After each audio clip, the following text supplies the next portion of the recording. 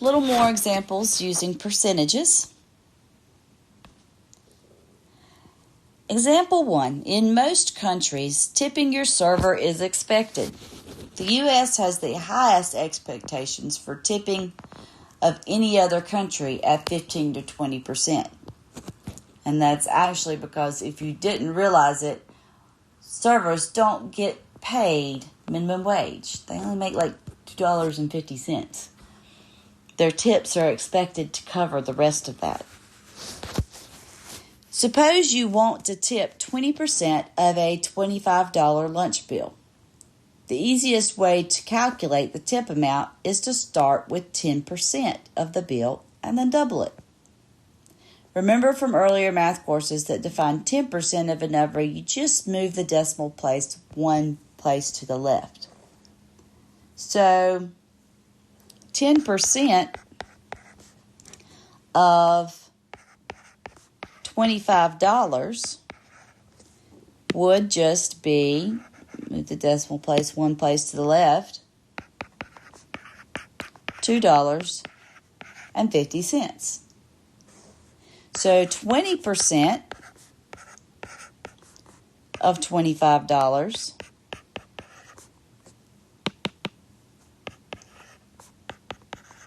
would be 2 times $2.50, or $5. So how much would your bill be? Well, your bill was $25. You're paying $5 in tip, so the total bill is $30. Sales tax on goods in the United States is not typically included in the advertised sticker price. Instead, it's usually added on at the checkout register. Sales tax typically ranges from about 3% to 7%, depending on the state. One way to find the price including tax is to calculate the tax amount and then add it back onto the original price. However, there's an easier method. Suppose that the tax to be added is 4.2%. You simply calculate 100% plus 4.2%, or 104.2% of the original price. So find the total price of a $25 item with 4.2% sales tax. We would just take our $25 item and multiply by 104.2%. Change that to a decimal though, of course. So 1.042. The price with tax would be $26.05. If you are trying to get a bigger number, then you add, like with sales tax, you add to 100. If you're trying to get a discount, then you would subtract from 100. So if like an item was 20% off, then you would multiply by 80%. Example 3 says, when finding sale prices, you can either think of it in the terms of the tipping method or the sales tax method. Since sale discounts usually occur in increments of 5, we like to think of it in the same manner as the tipping method because it's easier to do it in your head, just subtracting instead of adding at the end. For example, suppose you found the perfect sofa for your new apartment. The store is having its annual end-of-season sale and offering 40% off its entire stock. Estimate the discounted price of your dream sofa if the original price was $496. So one way you could do this is 40% off 100% would be left with 60%. So you could multiply 496 by 60%. Or we could do it like we said the first time. 10% of 496 is approximately $50. So 40% of that would be approximately 4 times 50 or $200. So estimating the discount, because it said estimate, the discount is $200 off.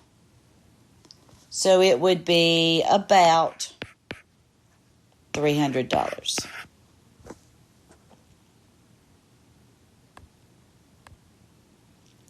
Absolute change. The absolute change between two amounts is the absolute value of the difference between the two numbers.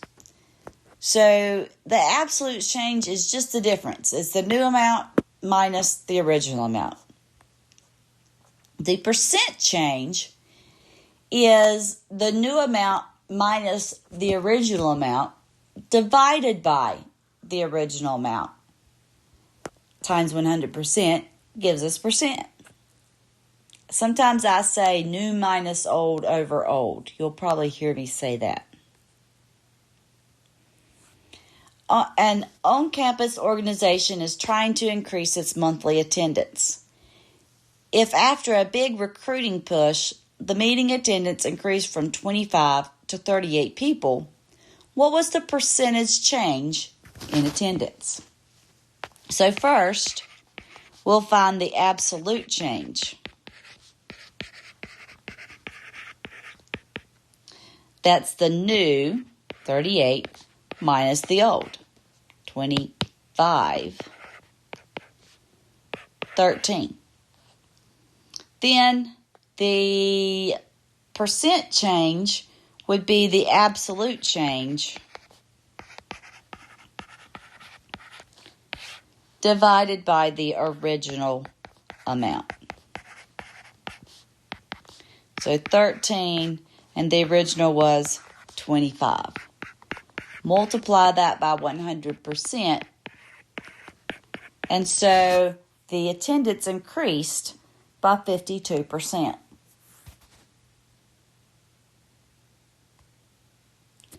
During the third meeting,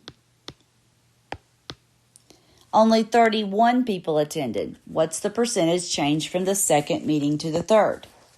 So new minus old, that was the second. So third minus second is -7. And yeah, it's supposed to be absolute value of that, so +7. But we have to keep that negative in our head here for a minute. So the percent change would be 7 over the original for the second meeting of 38.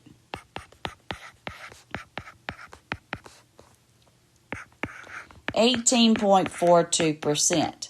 But remember this minus here, okay?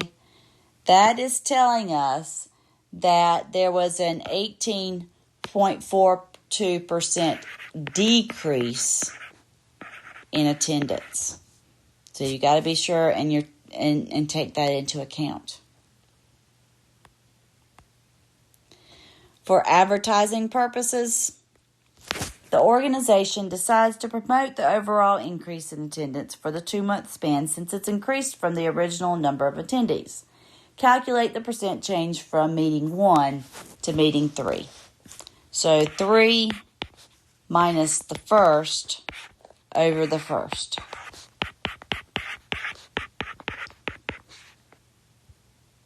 Or 6 over 25. There was a 24% increase in attendance overall.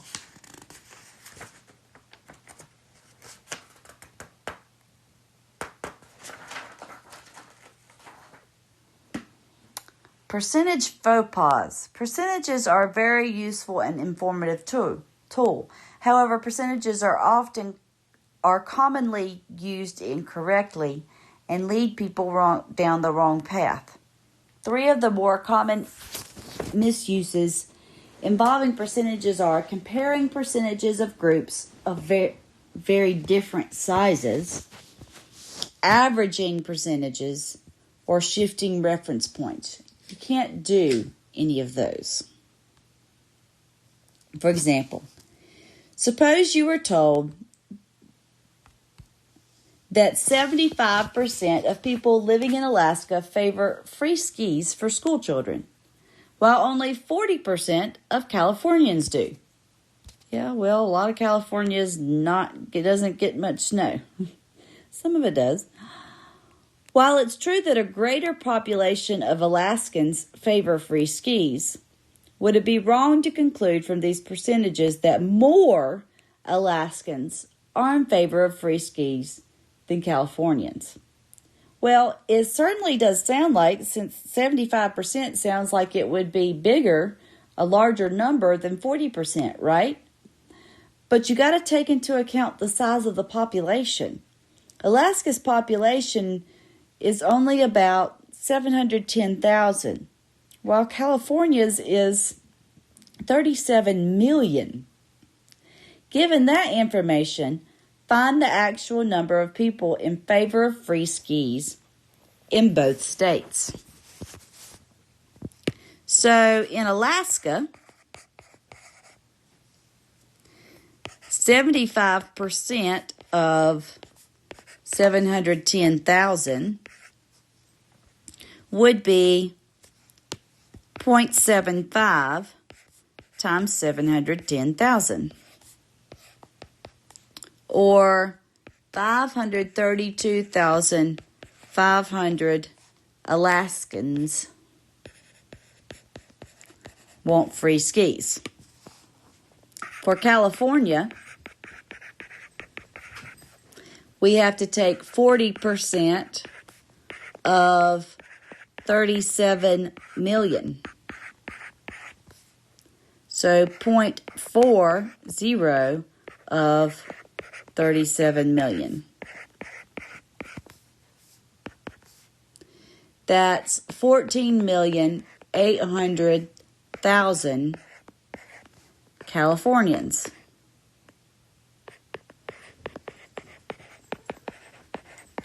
So even though a smaller percentage of Californians want skis, more of them want skis because there were more overall. Another no-no when manipulating percentages is trying to average them. In general, averaging percentages almost always yields incorrect answers. There are exceptions, but to avoid confusion or misuse, stay away from averaging percentages. Consider our previous example about approval for free skis to school children in Alaska and California. What percentage of people in both states favor the idea? Okay. Well, we cannot take 75% plus 40, wasn't that 40? I got it written down wrong. 40% and divide by 2. You just can't do that. Because 57.5%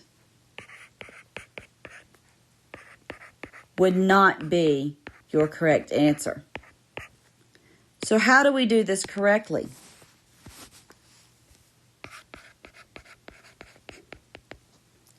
We need the Alaska population in favor of the skis plus the California population in favor of the skis over the total Alaska population plus the total California population.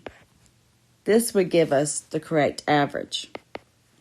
So we have our 532,500 Alaskans who want skis and 14,800,000 Californians who want skis over 710,000 total Alaskans and 37 million total Californians. Gets us some numbers here when we add.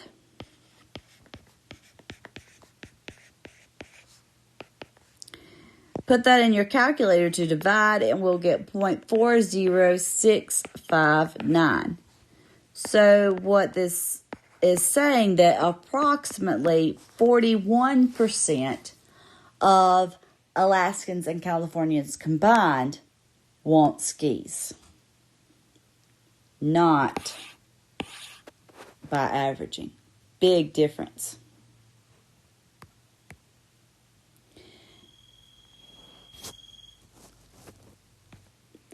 Campus police report that car break-ins on campus decreased by 25% this year compared to only a 20% decline in the previous year. They promoted the fact that their law enforcement efforts reduced the number of break-ins more this year than the previous. Makes sense. The following is a breakdown of the campus report, including a column to show the percentage change from year to year. So in 2009, there were 10 break-ins. In 2010, there were 8. So that was a 20% decrease. In 2010, there were 8. In 2011, there were 6. So that's a 25% decrease. But you need to consider the underlying numbers rather than the percentages to confirm the assertion made by the police. It's still only reduced by 2. The car break-ins reduced from 10 to 8 and 8 to 6, only by 2 each time. So we can see that car break-ins are decreasing by a larger percentage each year. However, the absolute reduction remains exactly 2 fewer each year. The absolute difference becomes a larger percentage of the shrinking overall break-ins.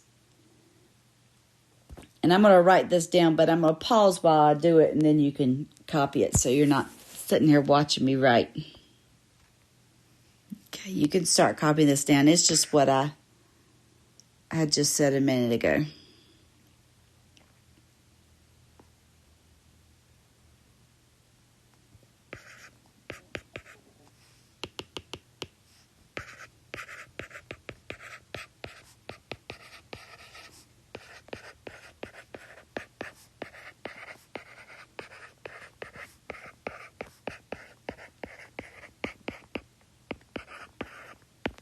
Okay, so the reference point that we're comparing the difference to changes each year, causing the percentage decrease from year to year to become larger.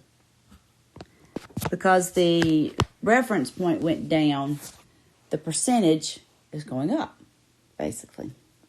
Okay?